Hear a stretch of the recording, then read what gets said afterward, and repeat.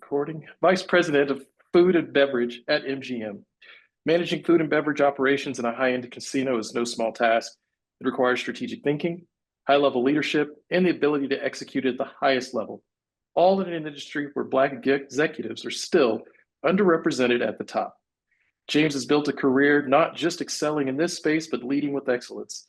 Today, we're diving into his journey, leadership insights, and what it takes to win at the executive level. James McBride, welcome. Thank you. Thank you for having me. I'm excited to be here. Thank you. So, what I'd like to do is if you could give the attendees a little insight about your background and what led you to where you are today. Yeah, it's like half luck, half brains. It's a book I read back in college. It's a hospitality guy, Kemmons Wilson's. I started in Mississippi. That's where I'm born and raised. I've kind of traveled around with MGM in Detroit. I've spent some time in New York City. And most recently, I was in National Harbor right outside of DC. I've been in this current role for about 2 years now. Currently Vice President of Food and Beverage. I oversee retail and spa operations as well for not only MGM Grand Casino, but also New York, Excalibur, Signature, and Shadow Creek Golf Course, if you guys are into golfing. So there's about 3,500 employees that I directly oversee and about a $540 million operation. So, Wow. And with that, my very first question for you is the career advice that you would give to mid-level leaders seeking to enter the C-suite. yeah, I think it's you got to get a sponsor. I think it's important to connect with someone who's in the room. More oftentimes, what I've been afforded with these opportunities is that my name has been mentioned in places that where I'm not at, and I get a phone call before the job is even posted about an opportunity. And so, having yourself aligned with someone key within your operation is going to be successful in getting you to the top.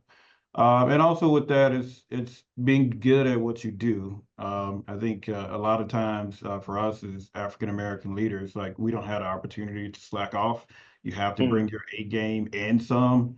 And then what I've found, like most of the time, we hold multiple degrees too, and so you have the education to support the actual skill set, and then you have to go out and make the connections to have someone sponsor you and be a liaison for you in these avenues. And so I think if you can do that, you'll be well on your way. And I think staying true to yourself too will be beneficial. And so the old mindset for me, fake it till you make it, is it will only get you so far. You have to be authentic and represent yourself in a room where your character is going to carry on. That is a great point, and I like how you put a spin on the fake it till you make it. That actually, you don't have to fake it. You got this. Yeah. And so I would ask you, what lessons that have you learned the hard way that helps shape the leadership style that you have today? Yeah. I don't take failure personal. Um, it's if you guys probably remember how Michael Jordan said he missed a ton of shots and he's only hit a few game winners. And so I've failed a lot in my career, and the day still came the next day, and I still had an opportunity to pick up and learn from it, and then Mhm. make sure that I didn't make the same mistake twice. And so I think that for me has kept me level-headed, that I'm allowed to learn in the process, and that makes me successful because I don't make the same mistake twice. I build on those type things. So And that's important is learning from those mistakes. As Nelson Mandela once said, "I don't make mistakes; I have learning opportunities." So yeah. that's exactly the exact adage that I would embrace as well. As a Black executive in this space, what unique challenges have you faced, and how have you worked through them? I think I'm no different than my fellow colleagues on this call or my peer set here. It's like we walk in a room and more oftentimes we're the only one there, right? Mhm. And sometimes the pressure is on you to represent for an entire culture, and be the one that's successful and seen in a positive light. It's hard. It's hard to be there. It's hard to show up, but I take it as a challenge. And, if I'm gonna be the one in the room, I'm gonna be not only the best African American one, I'm gonna be the best person overall. And so that's sort of my philosophy. I like But that. The best in the room, regardless. I like that. And let's talk a little bit about your industry. What insights or trends do you see right now in the food and beverage industry, or even the hospitality industry, for that matter? yeah, I think obviously technology is sweeping Hmm. the nation. Is we're looking for ways to continue to be more productive in our environment. If you're on a college campus, you see these robots all around delivering food.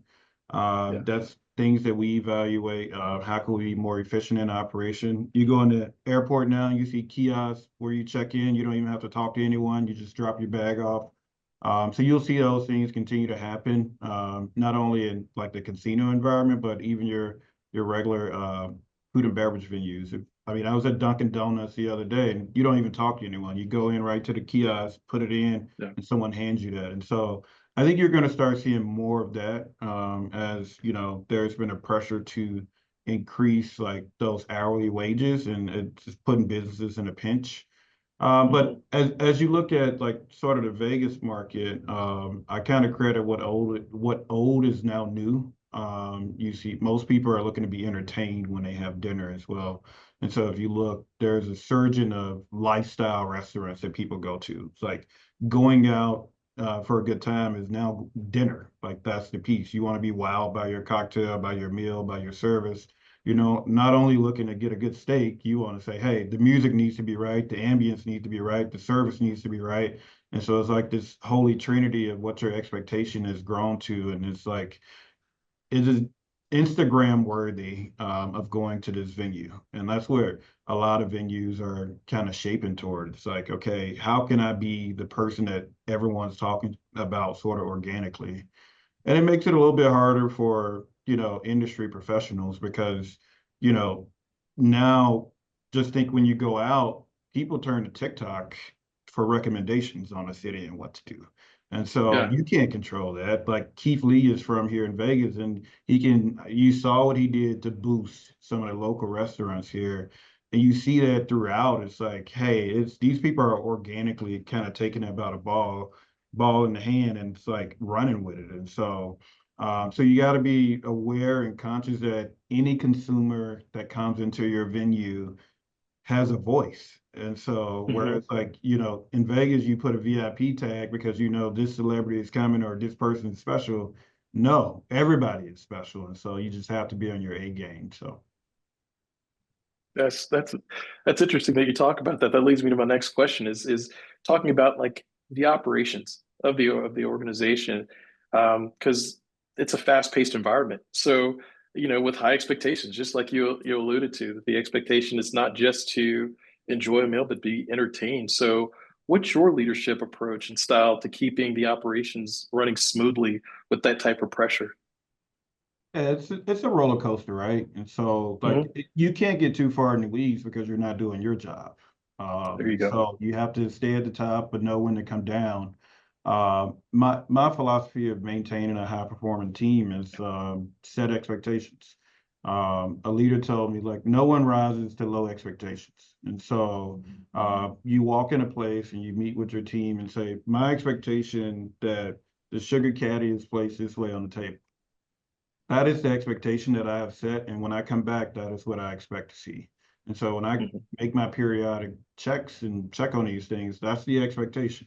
Or if the expectation is sort of on a high level that we have some reports that should be in to present to corporate on this day, like I expect to have this and this is what I need. And so I think taking the time to go over with the team what you expect and following up on them throughout it, but also giving them grace to complete it. So if you got to have trust, because again, this is a broad range, this is a lot that you're overseeing. And so you can't be everywhere all the time, but if it requires your focus, get in there, but get out and get back to operating at a high level. I like that. And the fact that you leave room to teach just as much as receive information from your team is very important. I like that a lot.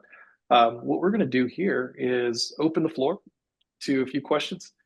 from the attendees. So any questions that you would like to ask James, I'd ask that you, if you'll do there's a little symbol down there where you can raise your hand so I could see who to call on. But focused on leadership strategy, career advancement. Let's have a conversation. So who would like to be the first one to ask a question?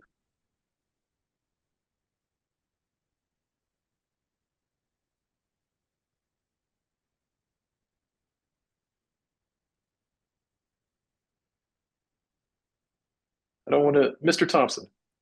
Hi. Oh, yeah. Okay. I'm not muted. Okay. Awesome. Well, first of all, please just call me Croy. I work for a Croy. living. And Mr. McBride, thanks a lot for taking the time to meet with us and discuss the things that are going on in your day to day and some of the challenges and stuff that you're facing. And with that, my question is more so about from your vantage point about Vegas as a whole. And the reason why I'm asking is because I have a cousin that's a pit boss at one of the hotels there, and he said he's been in the industry for roughly over 30 years, and he said that he's afraid that Vegas he doesn't see Vegas going back to its pre-pandemic levels. And from your perspective, I'm wondering what is your take on that, and also what do you guys or what do you see the general trend going in terms of being able to take Vegas back to those pre-pandemic levels? Um, I don't know. I kind of disagree with his initial take. There's Vegas is constantly evolving and reinvesting in itself. And so what it was in the early 90s when it was family friendly, to where the nightclub scene sort of took over, and then it became more of a hospitality and food scene. Gaming has always been the crux of everything. But now it's turning more to sports and entertainment. And so they have the biggest shows. We have F1 here, you have baseball moving here, the WNBA, hockey. And so you look at the Raiders being here. I think that's the evolvement of Vegas is now this is this mecca of entertainment that will be happening. You saw what Usher did when he took over Dolby. It was amazing to see like the organic lift, having him have a residency for a lot of these properties and people of color coming out to see him and it was a good representation for me because they were spending money. There's always this notion that it would be African Americans, you're going to deal with all fights and drama if you do this. Like, no, these were quality people coming out to have a good time. And that casino that he was at saw a huge surge of revenue. But I won't get too granular in the details, but from what I've gathered, like we've had record years overall the last 2 years from an industry standpoint. And so although it may be a different type of guest, people are here spending money. And so convention business is back this year. This hotel that I work at alone, it's like we're doing a $300 million hotel renovation. And so you would think we'd be down 1,000 rooms daily, that we'd have a huge impact to our overall revenue. And convention is flat year over year, and we beat January budget overall. And so I think there's more meat on the bone in the sense like you'll have NBA here in the next 5 years. There's two new properties that went up. What you're starting to see is maybe a little bit saturation on the gaming index because there's three new local casinos being built. There's two new mega resorts in the city. It's just spread, but overall, I think the economy is going to be pretty stable and growing here in the next 5 years. It's a great question and good to hear as a frequent visitor to Las Vegas, especially in the fall. Next question, Mr. Jones. Yes, hi, James. This is Kamar Jones. Uh, Actually, it's funny you in the food and beverage space at MGM. I know years ago I had ate at a restaurant. One time I didn't even leave the resort. It's so massive. And I had this steak and it was just outstanding. I still remember that. I can't remember the restaurant. It's been a long time ago, but excellent. So my question to you is, what would you say is the percentage of the food and beverage to the overall revenue of a theme resort like MGM? Because like you had just said, the gaming used to be the main part. But these theme resorts, it looks like that it's other things that are most of the revenue. Yeah, I think each resort is different. When you look at it, some lean more toward just hotel rooms. And so like 60–70% comes from hotel room and maybe 15% from food and beverage and the rest gaming. I think MGM is one of the few that's kind of well balanced, this property in particular, where you're going to get like 30–30–30 hotel, gaming, and food and beverage toward the drive and everything, and maybe a little bit from entertainment and ancillary departments.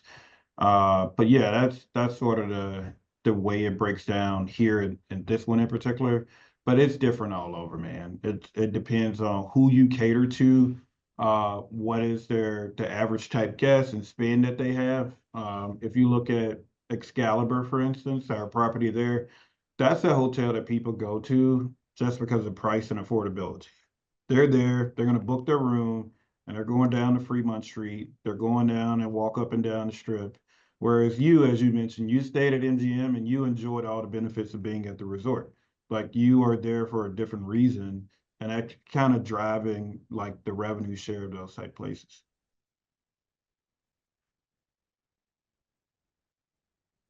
Thank you for that question. Mr. Southern.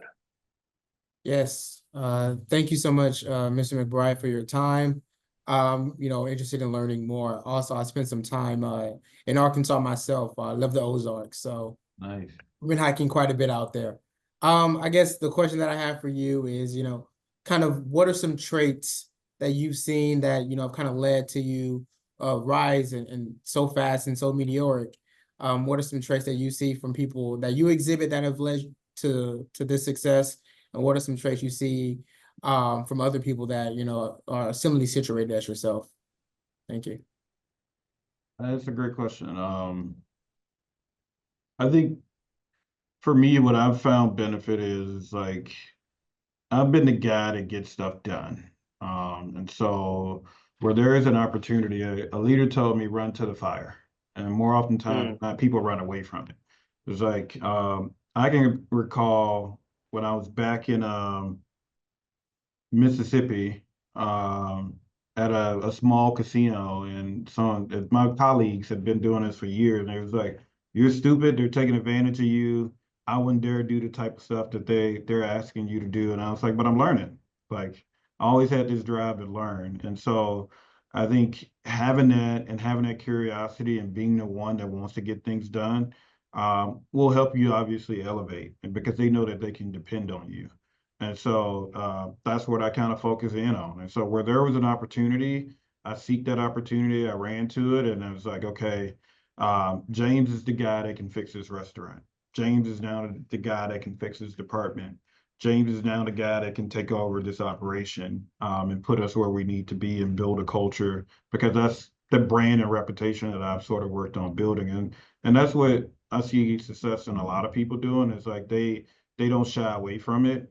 They embrace that they are wired a little bit different, and that they're going to seek that challenge, at least in this industry. And so you have to put in the work. It's no running from the work, man. It's going to be there. I had conversations with someone this morning, and they were talking about, like, I want to get this promotion,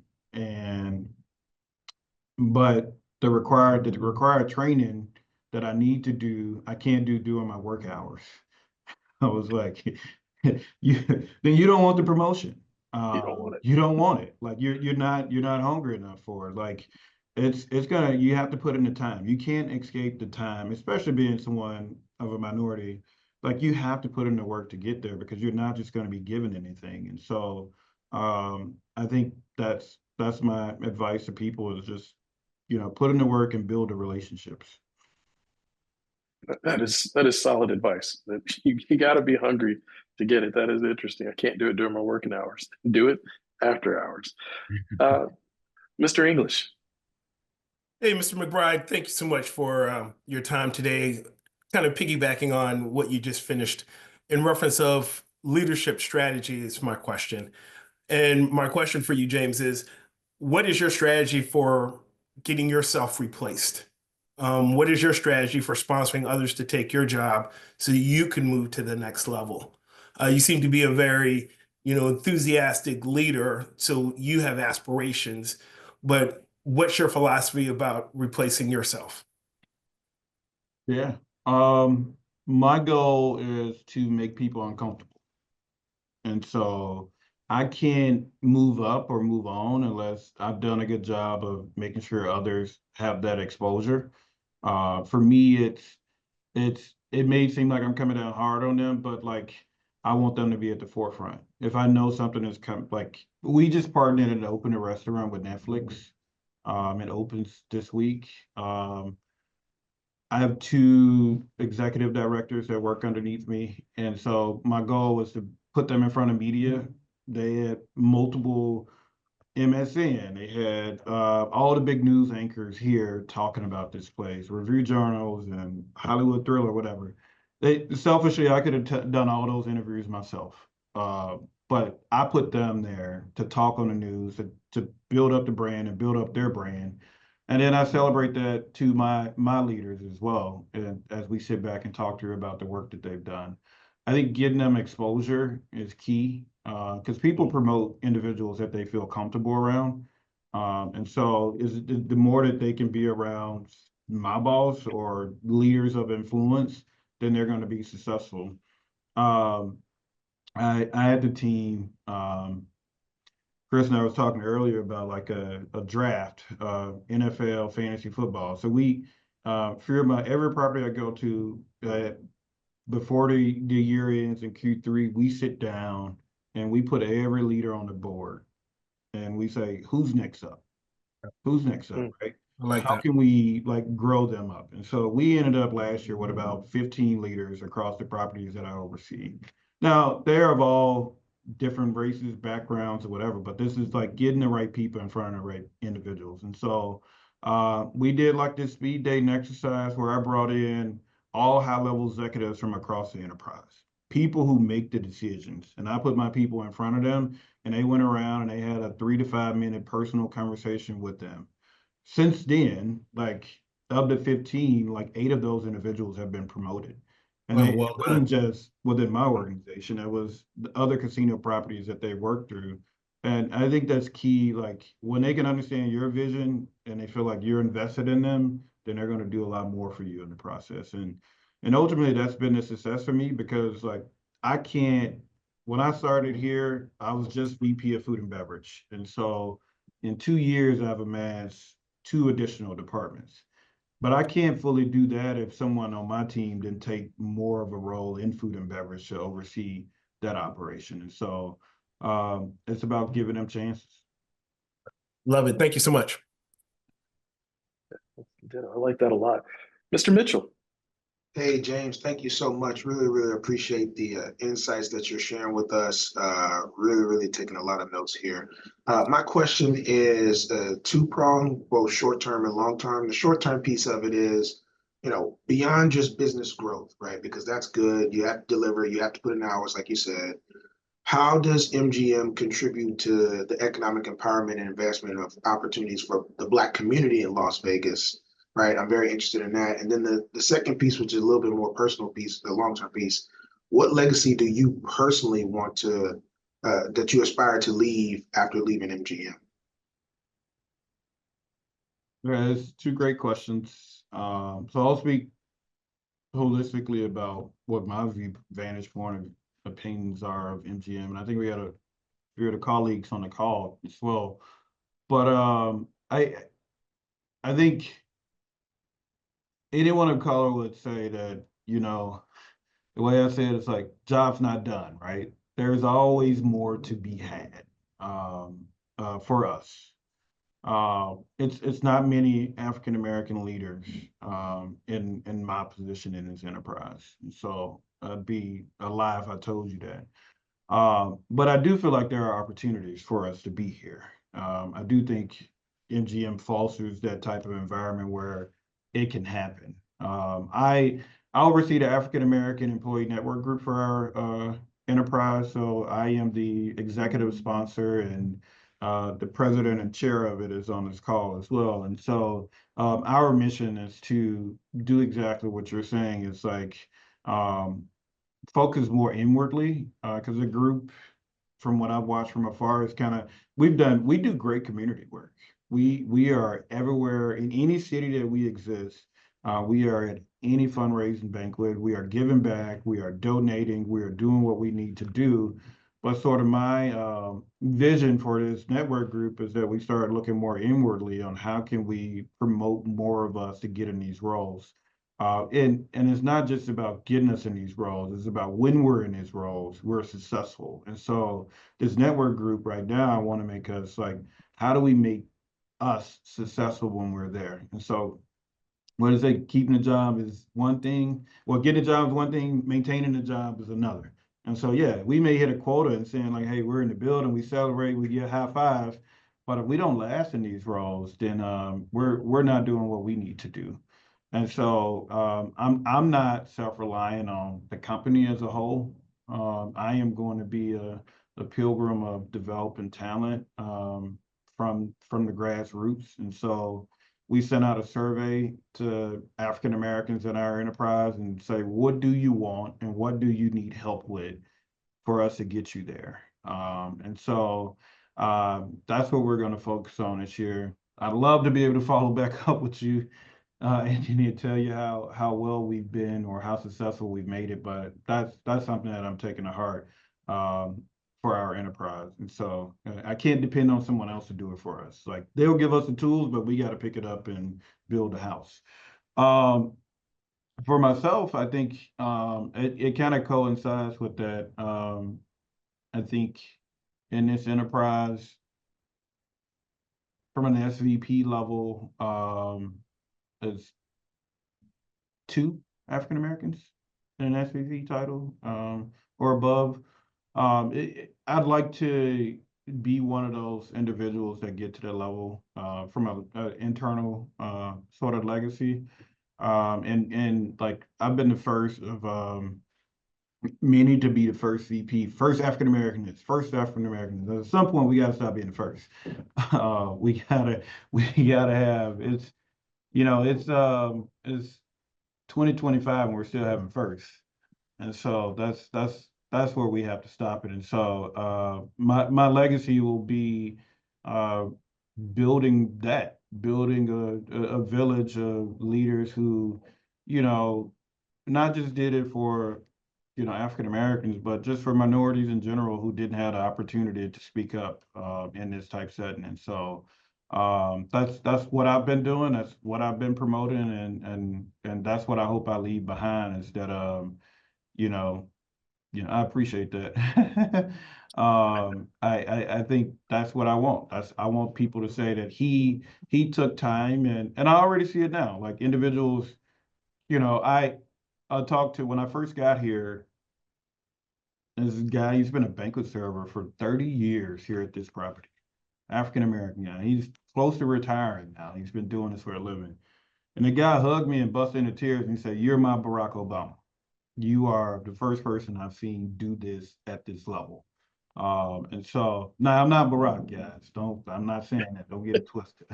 But for him, it's like that's the legacy you're leaving behind, and just being a good human being someone that invests time in people, being someone who push individuals to be great is what I hope I'm remembered for. So Awesome, brother. Thank you so much. Mr. Moore. Yes, thanks for your time again, James. I know we all really appreciate it. I wanted to touch on something you talked about earlier when you referenced building relationships. I think that some of my challenges in the past has been, yes, being a fixer, so to speak, but not getting the same level of exposure as others for the same above and beyond level of work. So just really curious as to how did you advocate for yourself in your career to get that same level of credit as your peers? can you re-ask that question for me so I make sure I answer it appropriately? Yeah, I think we're all just Black men in corporate America, and And I just want to understand, I think the biggest piece for me in terms of navigating my career is learning how to become my best advocate for myself, because you can do the work as far as being the fixer or being the person that's curious and getting stuff done, but you have to also be the advocate in terms of selling yourself and establishing those relationships. And so I'm just curious as to like, what are some of the things that you did to showcase yourself in the same light as others? And if I could be like more concrete in terms of that example, like for example, I remember there was a time when there was like a $200 million strategy that my company wanted to incorporate. I had actually left departments, and in order to implement this strategy, the department reached out and said that, we need Joe to actually come back and build this. And I did, right? Like, even though that wasn't my role, that wasn't my, lane anymore, I said, okay, well, I will, roll up my sleeves and get this done in the last hour for the business to roll out this strategy. And I think I got like just a kudos kind of award, not really any like big kind of like, an appreciative award, but not anything as like, like high, so to speak. And then I think I recalled like sometime later, another person had done something similar to what I had done, just on a smaller scale. But that person actually propelled themselves to getting a quality excellence award. And it's really just about the network that was around them, right? Like the people who really championed this person to get, this esteemed award that got them to meet with all the C-suite leaders in the firm, flown out to like this really prestigious event that happens on an annual basis, etc. And so you kind of wonder like, well, what could I have done better to advocate for myself in that space versus others, which I'm sure you've been able to do in your career. And I think that that's just something that we as leaders always need to be mindful of. It's like, how do you become your best advocate, and what are some things that you think that we should be doing? I think for me, there's two books I recommend that's kind of been beneficial to me. One is to How to Win Friends and Lose People. I mean, How to Win Friends and Influence People.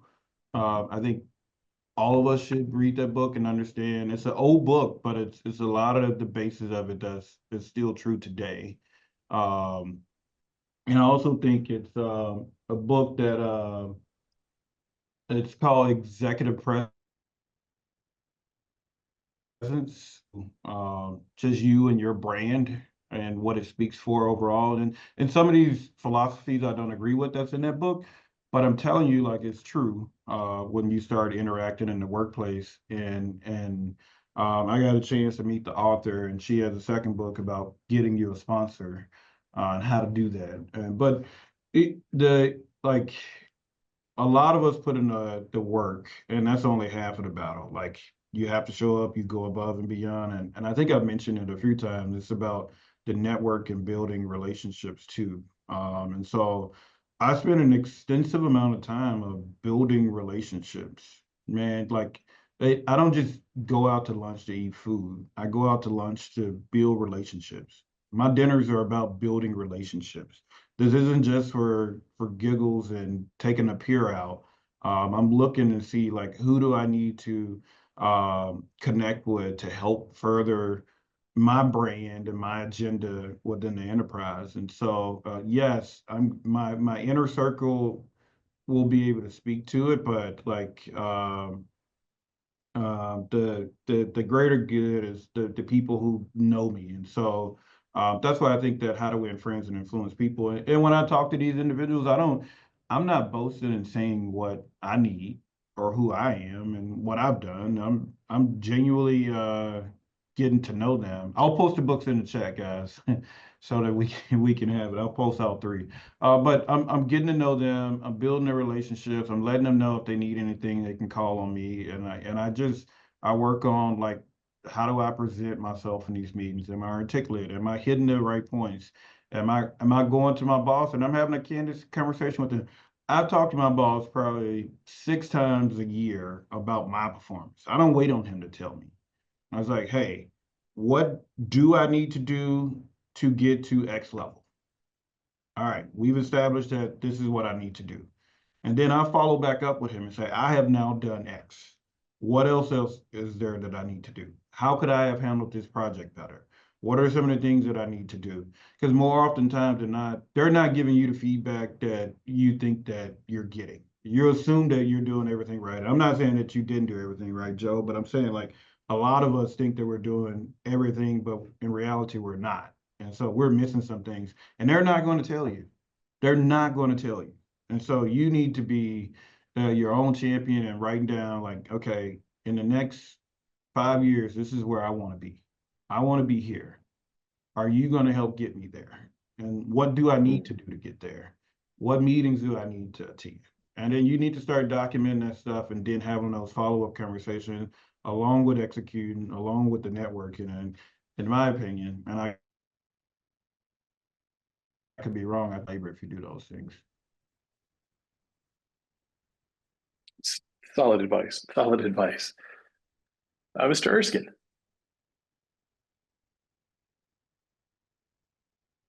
Okay. Hello, thank you very much for taking the time to speak with us. My question is very quick, and it's related to how you assume your next level position.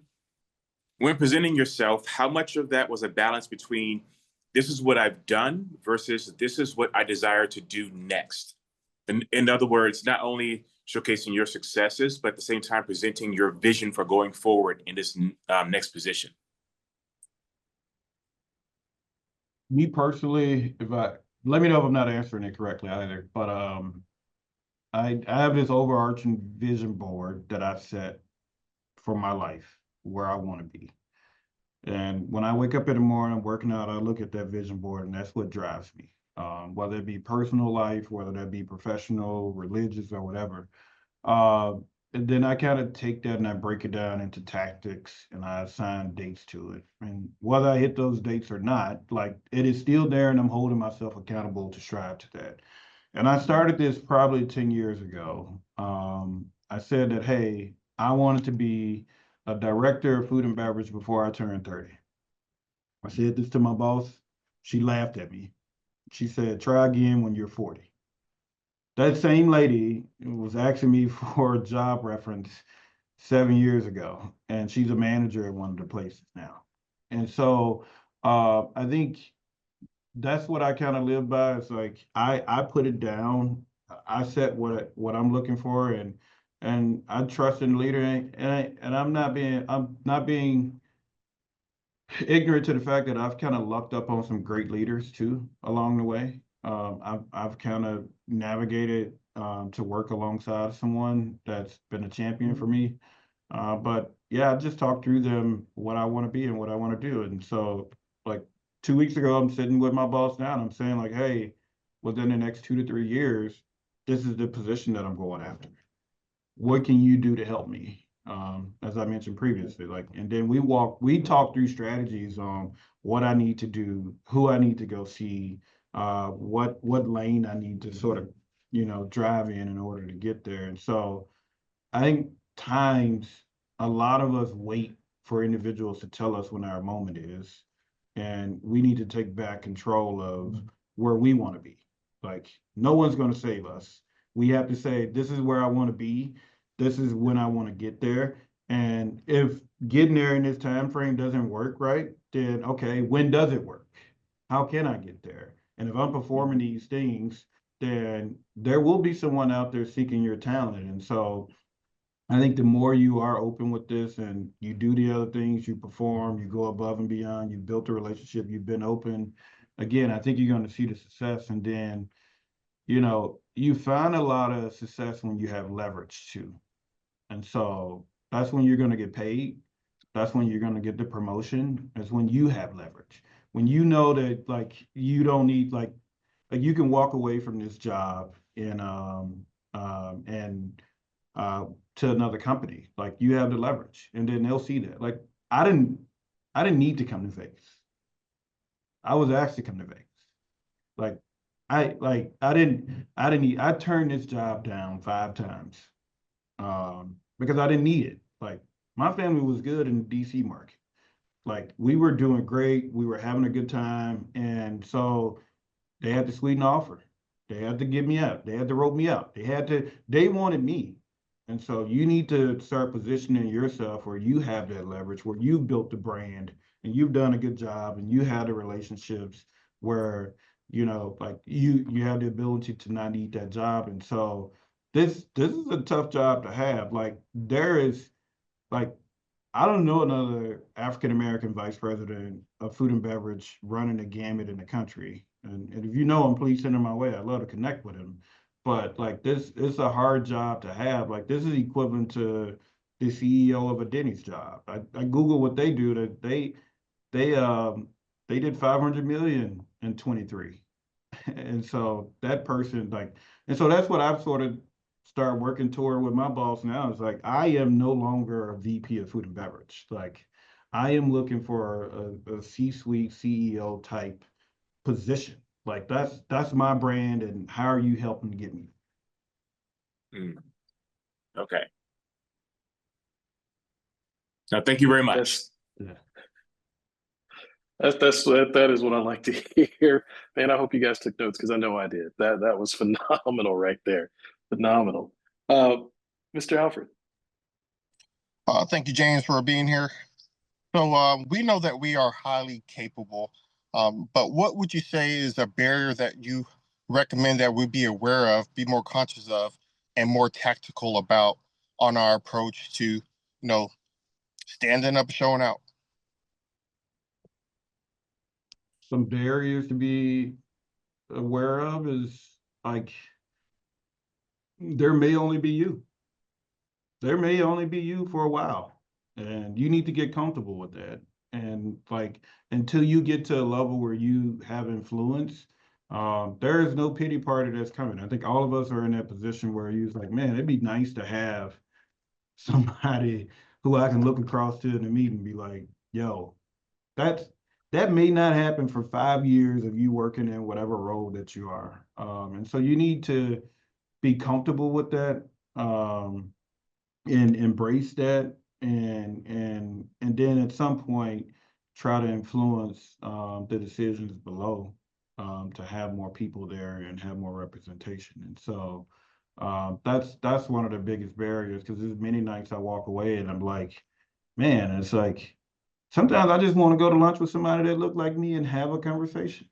Like, but that's not the sandbox that I'm playing in right now. And until I can get to that level where I can dictate and make some of those decisions even further, then I have to be willing to be lonely. And it's lonely at the top, man. It is lonely. And so most people leave and they're close to their break and they're like, I'm not doing this anymore. Like, don't leave, man. Stick there, be the influence. You can make the difference just by being there, I guess is what I'm saying. So very true. Jewel. Yeah, James, man, great talk. You know, one of the reasons I love talking and hearing from senior leaders is just you guys are just so direct, and there's very little fluff. It's just right at it, and I find it to be so helpful. I'm still learning and growing. You know, BAM is very personal for me in terms of the personal growth. In terms of the question, so I'm gonna kind of flip it on its head, a little bit less about MGM and a little bit less about James in terms of your career, but I know you've had some, even if it's a little interface with BEM. From what you see and what you know, what do you see for us in terms of how we can really fit into this corporate ecosystem and we can make a big impact? What do you see for us, or maybe even what do you hope or wish for us? And look, I think BIM is like excellent, man. I think it bridges so many gaps, right? And it gives us a platform to be able to be authentic to who we are in a setting that's safe. And so I hope that you continue with this. I hope that this kind of grows and has some chapters in certain area if it does not, and like people can actually meet in a city and connect. I got an opportunity to participate in the MLK banquet presentation here for the city of Las Vegas. And I met so many African American leaders in this city that I don't even know. Like in that one night, and these are people who are of influence. These are politicians. These are the CEO, a VP of this company. And so I hope that we have more of a localized state. You can grow that to that level where people have this opportunity to feel like they're part of a membership, where they can connect with individuals. And so, and then from there, you guys know, like, your network is your net worth. And so if you build that network, then all of us can start increasing what we do and changing lifestyles. So yeah, I'm bullish on what you guys have done. I've had an opportunity to participate in like 2 or 3 of these, and I'm proud of my fellow brothers to be here and to be doing this. So I think the better days are ahead. This is just in the infancy stage. Appreciate that. Mr. Jameson. Mr. McBride, again, I've enjoyed the conversation today. I definitely appreciate your authenticity. My question is, what are maybe some of the hard life lessons or mistakes, if you don't mind sharing, that you've experienced or learned along the way in your career? I know a lot of times we do learn from the things we do well, but sometimes maybe it's a hard lesson or a project that didn't turn out right, or just something that you may have learned from a former manager. I was just curious on that. A couple things I want to tell you. I was told that you know, you'll lose a lot of money chasing women, but you'll never lose women chasing money. And so oftentimes we have this sort of balance of family, and I do this myself. I'm married with 3 kids, and so, like, my wife is not aligned with everything that I do. But I'm the head of this house, and I have to do things that are better for us and moving us around. And so in this, like, we've been able to elevate our lifestyle because of that decision. Now, if I had to listen to her, we would still be in Mississippi. And there's nothing wrong with that. There is nothing wrong with that. But I have to challenge myself. I have to feed myself. And every step of the way I fed myself, she's been happy. She's been happier. She's moved to a new place and she doesn't want to leave. And so I think you have to be committed to yourself and your God and family there. And so you have to understand that. As far as mistakes, I'll open with saying that I've made numerous of mistakes, man. I've learned a lot from mistakes. I was new to my vice president role probably 4 years ago, and I had corporate executives visit, and my team was responsible for getting them from the airport and into their room. Man, they got there, they couldn't even get in their room. Like, you gotta imagine, like, I'm a brother, and I got all these people here, and they're like, well, who running the hotel? I can't even check in my room. And so that just doubled down on me, is like, trust but verify. Like, and so I've learned it. Like, I trust my team, but I'm going to verify that we have what we need to do in order to be successful. Because at the end of the day, I'm the one holding the gauntlet. Like, it's on me. Like, no matter if it's someone underneath my team failed, I fail. And then there's countless, I've failed here. Like, I'm leading a couple corporate projects now, and I with little to no guidance. And so I've been tasked with implementing and rolling out things across the entire enterprise that my peers don't necessarily agree with. But no one told me how to do it. And so I've kind of learned through that process of my failure of trying to run this without, like, getting buy-in.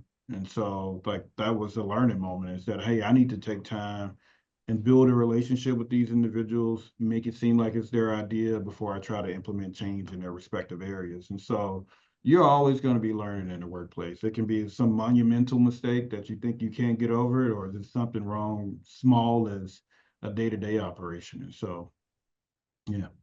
Thank you, sir. I appreciate that. Go ahead, Joel. Yeah, so this is going to be my last one. Last question that comes to mind is it has to do with networking, because I don't come from a corporate background. I come from a psychotherapy background. And so I knew least out of everybody. And I think that's one of my actual superpowers, because I got to just learn these best practices, because I'm, as a coach and a therapist, meeting with hundreds, if not thousands of brothers. And so I got to see firsthand what works, what doesn't, and start to apply what works. And one of the pieces is the LinkedIn game. Reaching out to, let's say you on LinkedIn, there's people that you respond to, people you just archive. I mean, probably. So from even this group, if people reach out, what are the messages that you say, I'm willing to respond, I'm willing to give 15 minutes, I might even be willing to mentor this individual or talk shop, right? Take on a corporate contract from this individual versus the people you just pass by, don't talk to ever again. What are those differences with the messages that get through to you? You asking me this specifically or the group? You. Me? Oh, I'm getting better about like maintaining the relationships on LinkedIn, and so that's my commitment this year. But I think oftentimes, like a lot of people don't even reach out. Like you'll be surprised. You think that individuals reach out and we talk to each other. We don't talk to each other. It's hey, accept a friend. I saw this, and it's not like let's meet, let's do lunch. I love to learn more about you. And so, and it look, I don't take it personal when people don't respond to me because people are busy, but you gotta like shoot your shot because it only takes one person to build and create the relationship with, and you're gonna probably reap the benefits there. And so, one on the flip side, like don't take it personal if people don't respond back. But two, if you are reaching out, be pointed in what you're looking for, and be a little bit. I guess the word I'm looking for, be a little bit, put them on a pedestal. Like you're reaching out to them. Like I'm a VP. I've reached out to other VPs. Man, I love what you're doing, man. I'm super proud of what you have going. I love to connect with you to understand your story. Like people love to talk about themselves. You got to go in and hear about them in particular, and then you'll probably get more from listening than actually speaking. And so when you come in and say, "Hey, I want a contract with you," like you know how many times like we get spammed in LinkedIn about, "Hey, is this new product here? Is this new this? Is new that? Try this. I'd love to discuss this with you." But to genuinely get to know people will help you in future endeavors. And so I'm not saying to be twisted and not truly care about people and try to hit your point afterwards, but go in with genuinely building a relationship. Like build relationships and everything else will kind of fall into place.